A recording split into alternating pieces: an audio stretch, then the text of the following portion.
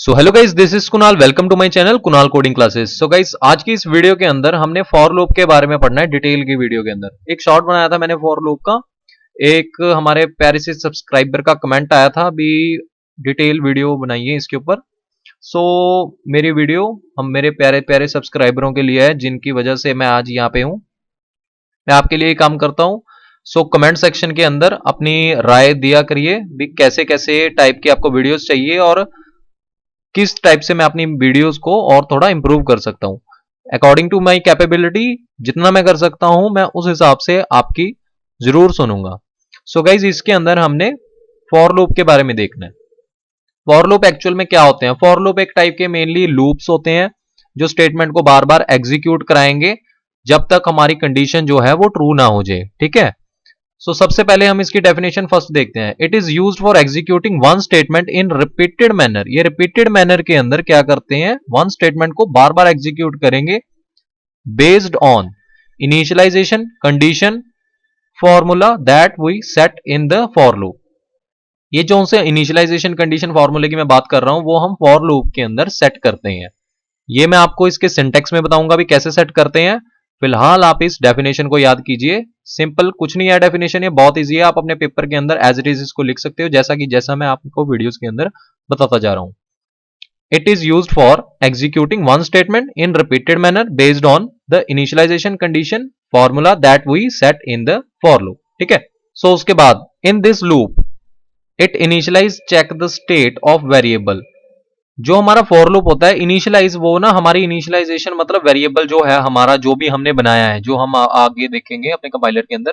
बस ये याद रखिए, जो वेरिएबल हम बनाएंगे उसकी सबसे पहले इनिशियलाइजेशन चेक करेगा, वो भी शुरुआत के अंदर वो क्या है क्या नहीं। भी 0 है, 1 है, 2 है, 3, वो हमारे वेरिएबल के ऊपर डिपेंड करता है। And according to the condition, तो जैसे हमने कंडीशन सेट की होगी, it execute the loop body. Loop body को वो क्या करेगा? एग्जीक्यूट करेगा। लूप बॉडी के अंदर ही हमारी स्टेटमेंट होती है। ठीक है। If the test condition that we set is true, अगर जो हमने कंडीशन सेट की है, ठीक है, जो हमारा लूप होएगा वो कंडीशन को टेस्ट करेगा पहले। अगर वो कंडीशन क्या हो जाती है? ट्रू हो जाती है, only then the statement inside the loop body will executed. अगर कंडीशन ट्रू होएगी तभी वो क्या करेगा? स्टेटमेंट जो लूप की बॉडी के अंदर होएगी उसको वो एग्जीक्यूट करेगा। ठीक है। बेसिकली मैं यहां लूप बॉडी किसको कह रहा हूं? मैं लूप बॉडी कह रहा हूं इस चीज को, ये जो हमारी स्टेटमेंट होएगी, ठीक है, इस स्टेटमेंट को हम लूप बॉडी कह रहे हैं। वापस आ जाते हैं उसमें।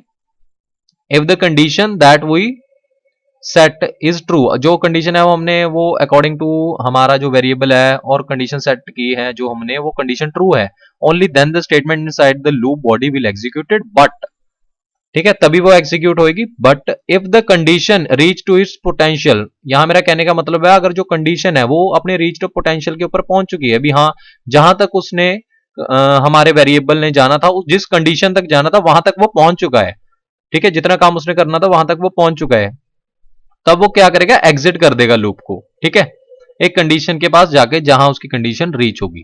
पर अगर जो हम कंडीशन एंटर कर रहे हैं वो ही फॉल्स है तो लूप स्टार्ट ही नहीं होएगा, रन ही नहीं होएगा, स्टॉप ही रहेगा। दैट्स वाई मैंने यहां पे लिखा है if the condition is false then it stops the loop और एग्जिट द लूप। सो हम इसका एक डायग्राम देख लेते हैं। जो जो बंदे पेपर के लिए तैयारी कर रहे हैं, ठीक है, हमारे सी प्रोग्रामिंग के जो अंडर ग्रेजुएटेड स्टूडेंट हैं वो तैयारी कर रहे हैं, वो एज इट इज हमारे ऐसी इसी नोट्स को सेम टू सेम लिख सकते हो अपने पेपर के अंदर बेटर मार्क्स स्कोर करने के लिए। सो ये है हमारा डायग्राम। इस डायग्राम के अंदर क्या है? इनिशियली कुछ ना देखो आप, ज्यादा कोई टेंशन वाली बात नहीं है, सिंपल सा छोटा सा डायग्राम है। जैसे कि हमने कोई प्रोग्राम लिखा या फॉर लूप बनाया, उसको उन्होंने क्या कर दिया? स्टार्ट कर दिया। सिर्फ यहां पे ध्यान दीजिए, स्टार्ट कर दिया एरो के ऊपर। सो जब हमने अपना प्रोग्राम लिख के स्टार्ट किया, वो इनिशियलाइज क्या करेगा? एक्सप्रेशन चेक करेगा सबसे पहले वो। ठीक है, उसने एक्सप्रेशन को चेक किया। एक्सप्रेशन चेक करने के बाद जो हमने सेट की होएगी, ठीक है, उसके बाद वो फिर कंडीशन को चेक करेगा जो हम कंडीशन सेट करेंगे। अगर तो हमारी जो कंडीशन है, ये वाली टेस्ट कंडीशन है, अगर वो ट्रू होगी तो वो ब्लॉक ऑफ स्टेटमेंट को रन कर देगा। Block of statement loop body या लूप के अंदर जो हमने स्टेटमेंट लिखी है उसको वो एग्जीक्यूट कर देगा। ठीक है, अगर वो कंडीशन ट्रू है तो। और जैसे जैसे वो कंडीशन ट्रू होती जाएगी वो अपडेट कर देगा एक्सप्रेशन को। ठीक है, वैसे वैसे ही क्या करता जाएगा? फिर कंडीशन टेस्ट करेगा, फिर ब्लॉक स्टेटमेंट को रन करेगा, फिर अपडेट होगी एक्सप्रेशन हमारी। ठीक है, फिर उसको क्या करेगा? फिर टेस्ट करेगा, फिर रन करेगा ब्लॉक स्टेटमेंट को, अपने बॉडी ऑफ लूप को। फिर अपडेट होगी, तो ऐसे करके ये सर्कल चलता जाएगा जब तक ये कंडीशन ट्रू है। और जब हमारी जो है हमारा वेरिएबल है या हमारी कोई कंडीशन है वो अपने पोटेंशियल के ऊपर पहुंच चुकी है, अभी जो टारगेट उसको अचीव करना था वो हो चुका है, तो वो अपडेट एक्सप्रेशन के ऊपर जो जितनी भी हमने कंडीशन सेट किया वहां तक पहुंच चुका है, वो फिर कंडीशन को टेस्ट करेगा, फिर वो कंडीशन को फॉल्स कर देगा। भी जहां तक हमने पहुंचानी थी अपनी कंडीशन वो पहुंच चुकी है। जैसे कि मान लो 10 तक पहुंचानी थी, 1 से लेके 10 तक, ठीक है। पहले यहाँ पे इनिशियलाइजेशन ए 1 है, ए की वैल्यू 1 है, ठीक है। और टेस्ट की कंडीशन हमने ए की वैल्यू फिर 1 होके फिर 10 तक पहुंचानी है, ठीक है। कंडीशन टेस्ट करी भी ए इज लेस देन हमारा 10 होना चाहिए, ठीक है। एज्यूम कर लो भी एक कंडीशन है ए इज लेस देन 10 होना चाहिए और ए के अंदर एक एक प्लस होना चाहिए बंदा। जैसे पहले एक प्लस हो जाएगा, फिर चेक करेगा हाँ अभी ए इज लेस देन 10 है, तो फिर चेक करेगा, तो ये जब तक 10 तक नहीं, या मतलब कि लेस देन मतलब 9 तक नहीं चला जाएगा, तब तक ये कंडीशन को टेस्ट करता रहेगा और ब्लॉक स्टेटमेंट को रन करता रहेगा। वैसे ही अपडेट एक्सप्रेशन होती रहेंगी। हम अपने इस एग्जांपल को अपने कंपाइलर के अंदर देखेंगे जिससे आप बेटर तरीके से समझ सको। फिलहाल बस आप इस डायग्राम को याद रखिए, जब हमारी कंडीशन रीच हो जाएगी, ठीक है, फिर ये अपडेट एक्सप्रेशन नहीं होएगी, कंडीशन रीच होगी तो वो फॉल्स हो जाएगी हमारी कंडीशन, ठीक है। और जो हमारा लूप होएगा वो स्टॉप हो जाएगा, ठीक है जी। सो बेसिक सा जो सिंटेक्स है वो देख लेते हैं हम फॉर लूप का क्या होता है। सबसे पहले यहां हम लिखते हैं फॉर, और उसके बाद हमारी सिंपल ब्रैकेट्स होती हैं। उसके बाद हम लिखते हैं ब्रैकेट के अंदर सबसे पहले इनिशियलाइज कर देते हैं। अभी इनिशियलाइज ए की वैल्यू क्या होएगी, या किसी भी वेरिएबल की वैल्यू इनिशियलाइज मतलब शुरुआत के अंदर क्या होएगी, उसको कहते हैं इनिशियलाइजेशन। उसके बाद हम सेमीकोलन का सिंबल लगा देते हैं। फिर हम क्या करते हैं, कंडीशन सेट करते हैं। कंडीशन का क्या मतलब है, अभी कंडीशन भी किस हद तक उसको पहुंचाना है, हमने कहां तक पहुंचाना है, और जहां तक हमारी कंडीशन पहुंचे और उसके बाद वो लूप को एग्जिट कर दे, ठीक है, उसको कहते हैं कंडीशन। यहां हम कंडीशन सेट करते हैं, जैसे हमने वाइल डू वाइल लूप के अंदर करी थी। जिन लोगों ने मेरी वाइल डू वाइल की वीडियो नहीं देखी है तो वो हमारी प्लेलिस्ट में जाके सी प्रोग्रामिंग के अंदर जाके देख सकते हो। सो वापस आ जाते हैं, यहाँ पे कंडीशन है जो हमारी यहाँ पे बीच में सेट होती है, और इंक्रीमेंट डिक्रीमेंट सेमीकोलन लगा के इंक्रीमेंट डिक्रीमेंट है जो हमारा, वो यहाँ पे हमको पता लगता है भी क्या करना है क्या नहीं। ये अगर हमको इंक्रीमेंट करना है वैल्यू के अंदर, ए की वैल्यू जैसे हमने यहाँ पे सेट की है, जैसे कि 1 सेट की है और हमने उसकी वैल्यू को बढ़ाना है, तो यहाँ पे उसका फॉर्मूला लगेगा ए प्लस प्लस, अगर हमने ए को एक एक से बढ़ाना है।